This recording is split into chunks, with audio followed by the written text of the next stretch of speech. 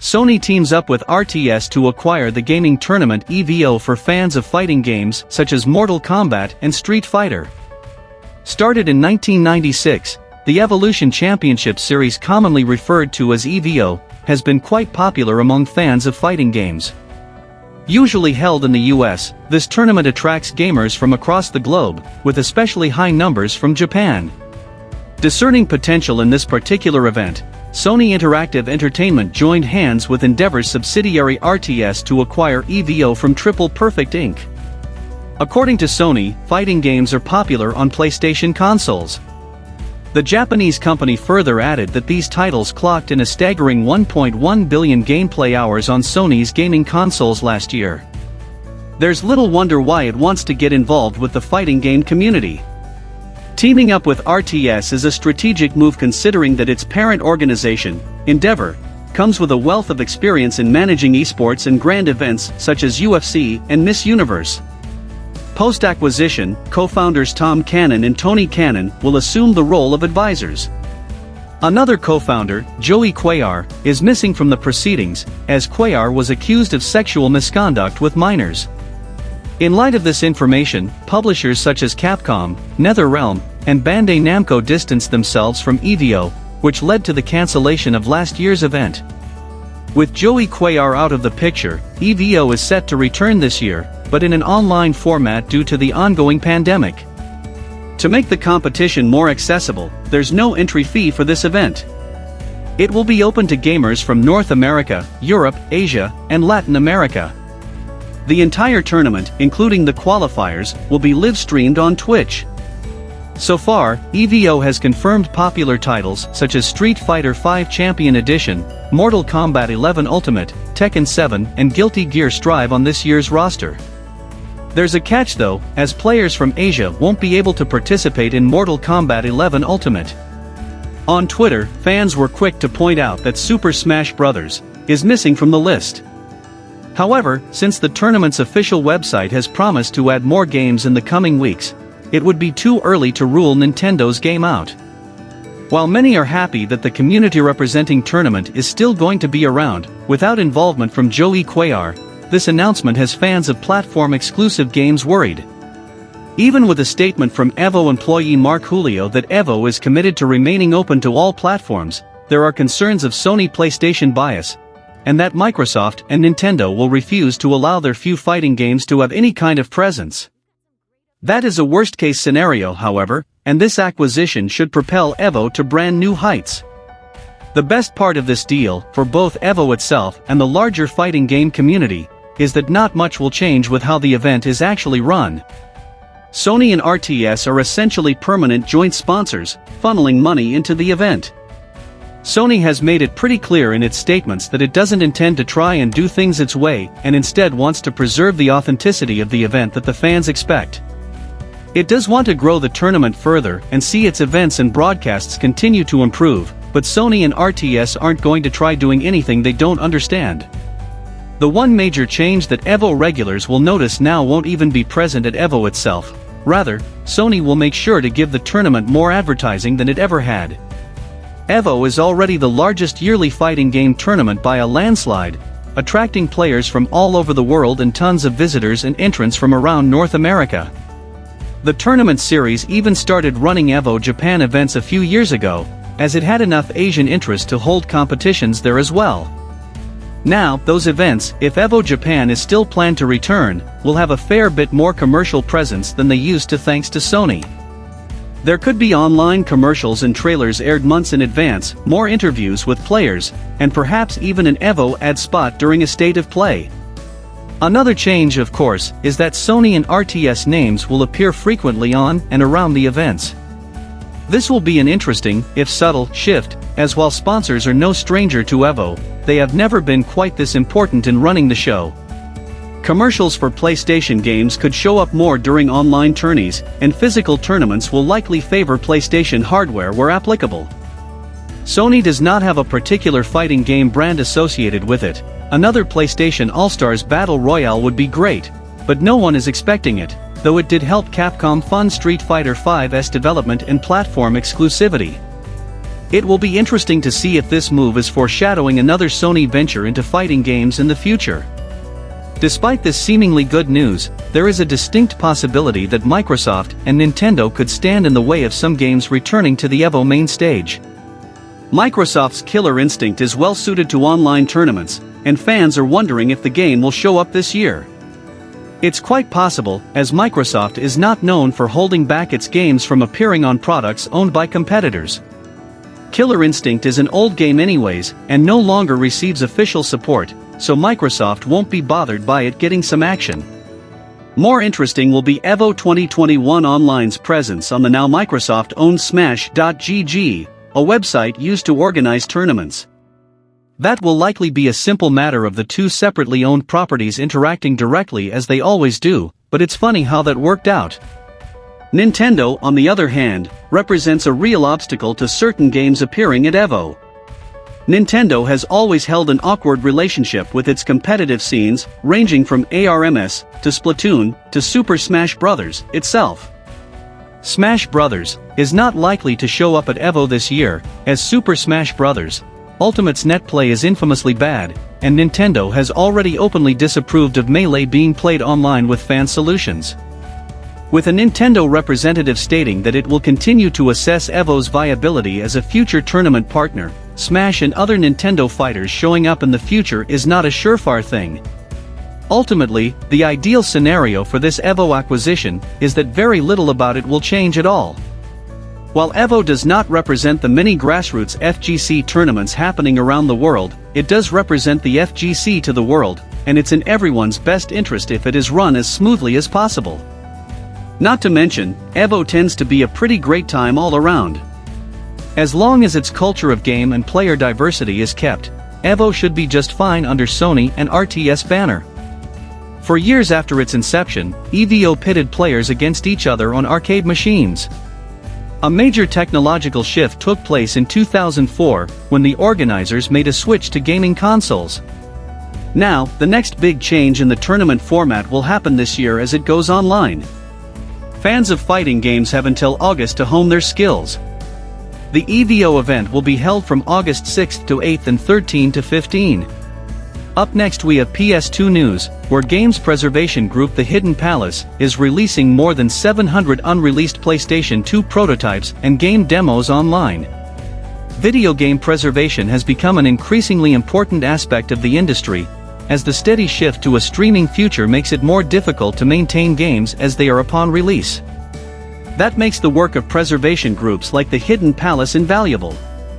And now, the group has dropped more than 700 unreleased PS2 game demos and prototypes online for fans to pore over.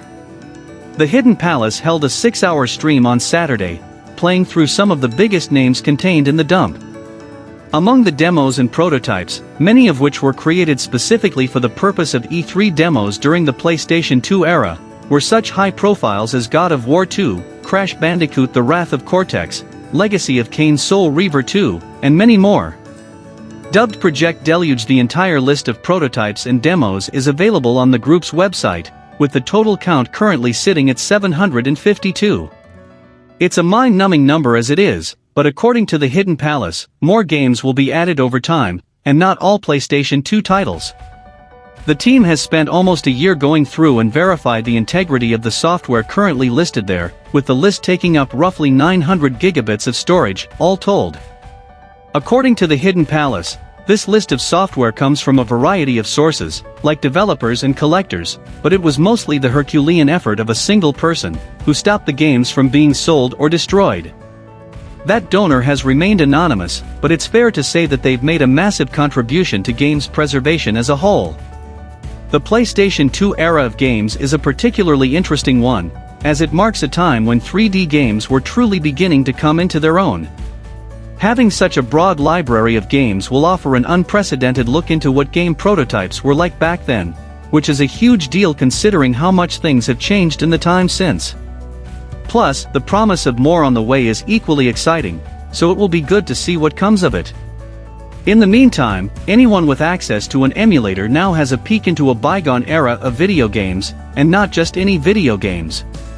Games tend to evolve quite a bit between the time they enter development and when they release, so comparing these to the games that released will certainly be interesting. I have given the stream link in description.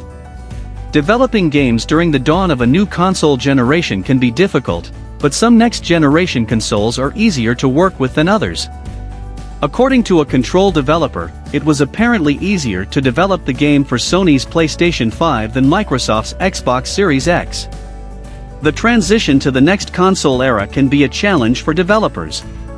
In addition to developing a last-gen version of the game, studios must also build the game on the next-gen console's new hardware. This is especially true in the current transition, as the scarcity of PS5 and Xbox Series X consoles means many gamers will still be playing the year's biggest titles on last-generation systems. However, while programming games across multiple platforms and hardware specs is certainly a challenge, some consoles make the process a bit easier, according to Remedy Entertainment Communication Director Thomas Poha.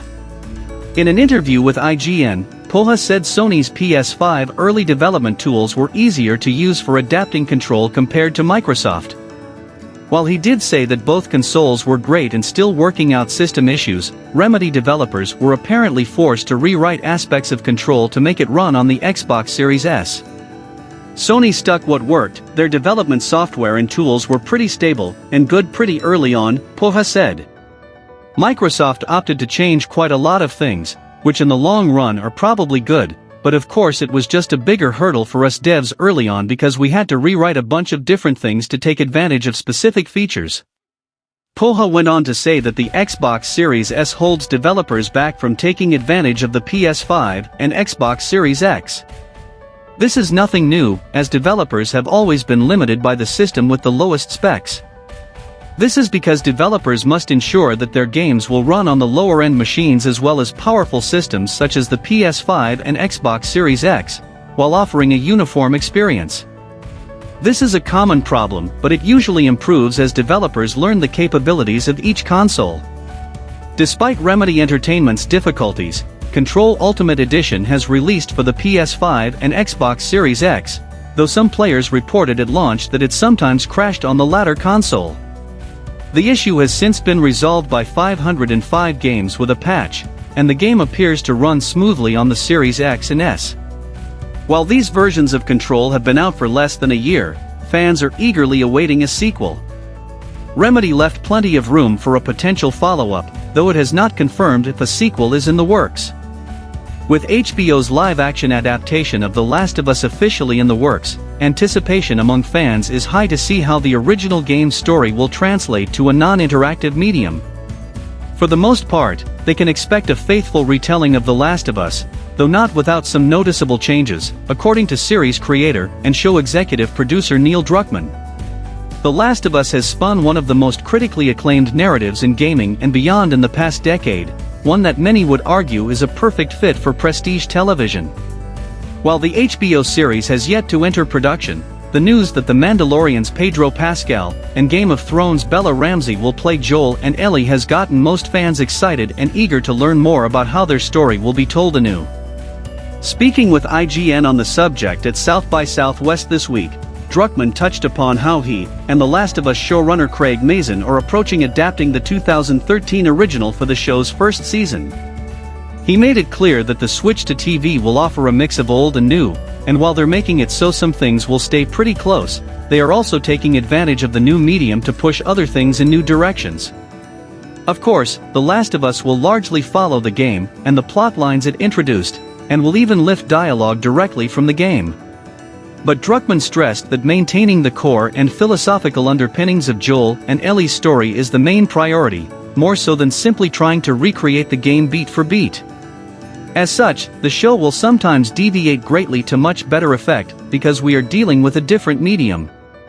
One example he gave was that the show will move away from some of the hardcore action of The Last of Us gameplay, since much of that was more in service of teaching players gameplay mechanics than the story.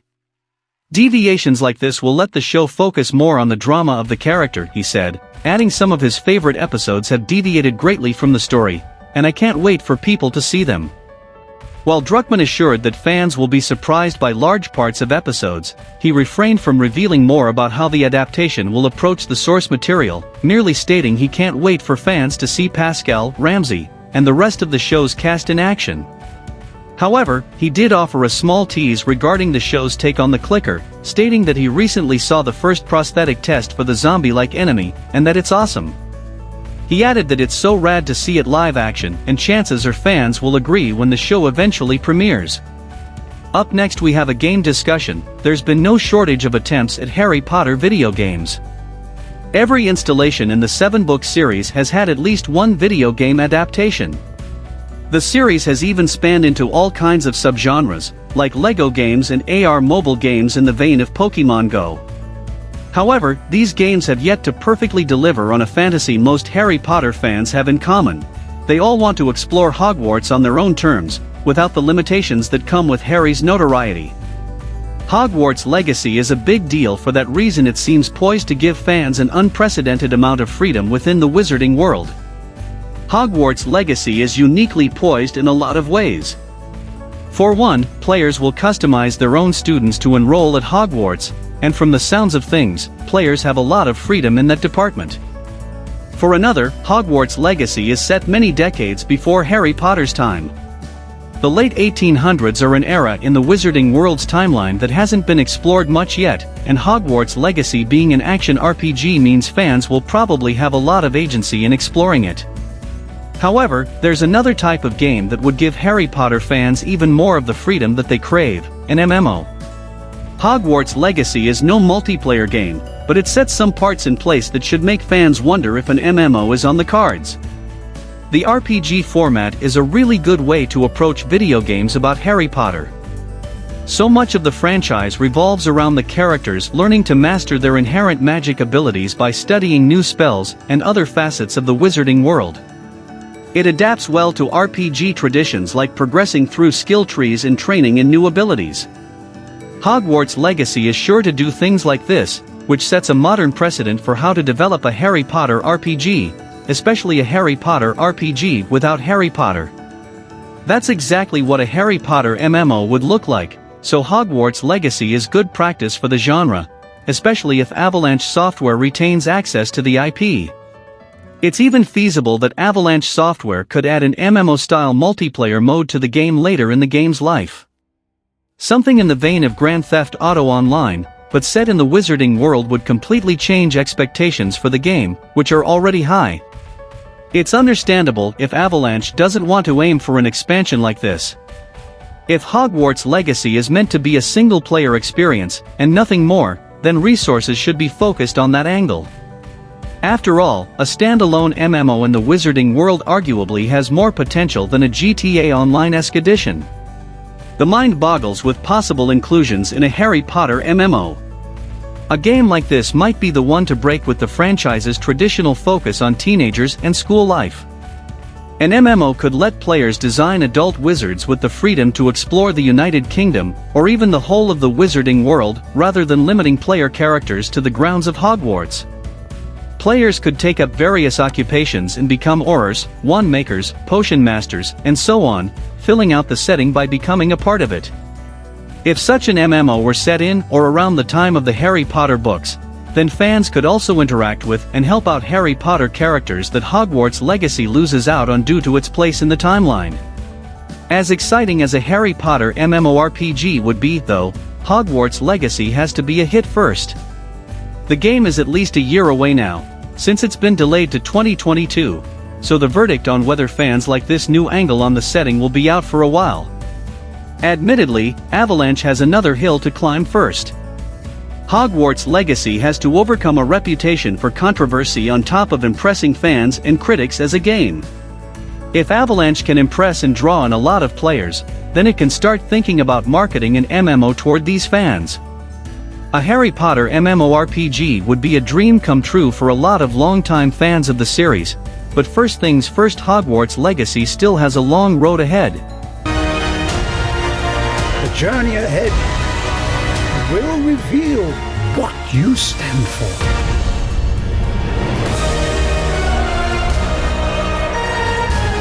The choices you make now will define the legacy of Hogwarts. And as our final topic, we have another Marvel's Avengers news, as after having trouble transferring saved data to the PS5 version of Marvel's Avengers, many gamers are frustrated with the save migration process, and Xbox's Aaron Greenberg throws some shade at PlayStation over the difficulty it takes upgrading Marvel's Avengers from PS4 to PS5. One of the PS5's promised features was save migration support, or the ability for players to transfer saved data from their PS4 games to their new console. But with games such as Marvel's Avengers, many gamers have become frustrated with the PS5 save migration process, as they feel it is too complicated. Several gamers took to Twitter today to vent their frustration. When the PS5 was released, Sony said players would have two options to transfer their saved data from most PS4 games. PlayStation Plus subscribers would be able to transfer data through the cloud, while players without a subscription would be able to move their data via a USB.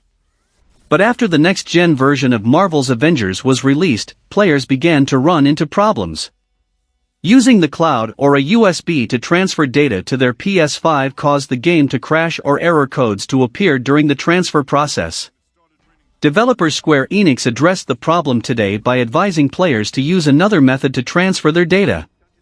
Players must boot up the PS4 version of Marvel's Avengers and initiate the transfer via the Save Migration tab in the main menu, then launch the PS5 version of the game, where they will be prompted to download the data. Players have to use this method even if they have the PS4 and PS5 versions of the game downloaded on the same console.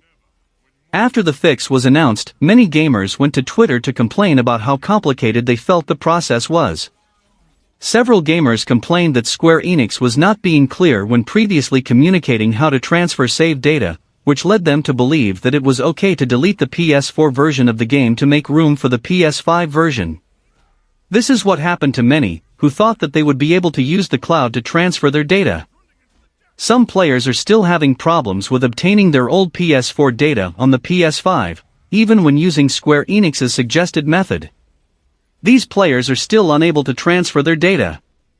PlayStation players being frustrated over the difficulty of transferring their saved data is understandable, especially when it seems like such an easy process for Xbox players. Square Enix will likely resolve the issue with a little more time, but it is unfortunate that the process has caused headaches for many gamers. The upgrade has spurred a discussion regarding Xbox's oft-forgotten next-gen smart delivery feature, which allows for smooth transitions from past-gen games to next-gen versions. What started as recognition for Xbox's work, however, has now turned into some friendly shade being thrown PlayStation's way. The shade starts with a Twitter thread from the official Marvel's Avengers account detailing how to upgrade from PS4 to PS5. It's a complicated process, so it's spread out across multiple tweets. Tom Warren of The Verge then quotes these tweets, describing how to upgrade from Xbox One to Xbox Series X, launch the game. Here's where Xbox comes into the picture. Xbox GM of Marketing Aaron Greenberg then replies to Warren, saying thanks #smart delivery. If it wasn't clear, Greenberg is making a reference to a now legendary bit of shade that PlayStation threw at Xbox before the launch of the PS4 and Xbox One. A commercial detailed how to let a friend borrow a game for PS4, which involved then PlayStation president Shuzuya Yoshida handing a game to then VP Adam Boyes. Boyes then says, thanks, and that's the whole video. The burn is at least partially responsible for Xbox canceling plans to limit sharing used games through DRM with the Xbox One. Greenberg is quoting Boyes' comment from that 8-year-old video when he says, thanks in his smart delivery tweet. It's basically a way to affirm that Xbox has one-upped PlayStation this time, but also acknowledges Xbox's past mistakes in a self-critical way. Suffice to say, it's meant to be said jokingly, but also recognizes that PlayStation's made a misstep. Fans are having fun with Greenberg's post, and have so far not gotten too hostile. Most replies have laughing gifs, or the Captain America, I understood that reference style of response. A surprising amount of people are talking about how impressed they've been with smart delivery. To be fair to all those involved, PS5 owners trying to upgrade their copies of Marvel's Avengers are understandably very frustrated. Upgrading requires downloading not just the PS5 version of the game, but also the PS4 version, so that the game's save file can be synced and transferred. It's a lot of unnecessary extra work, which PlayStation can hopefully improve in the future. Like with sharing used games, gamers expect it to just work. When it doesn't, it's probably deserving of a little bit of shade. I think that Sony should make some changes to their community features to be good, as they are already better than other platforms in performance and exclusivity. And that's all for the video, guys. If you like the video, give it a thumbs up and share it. Subscribe if you are new and click the bell icon, comment your thoughts and support my channel. And until then, from SMPV, it's goodbye.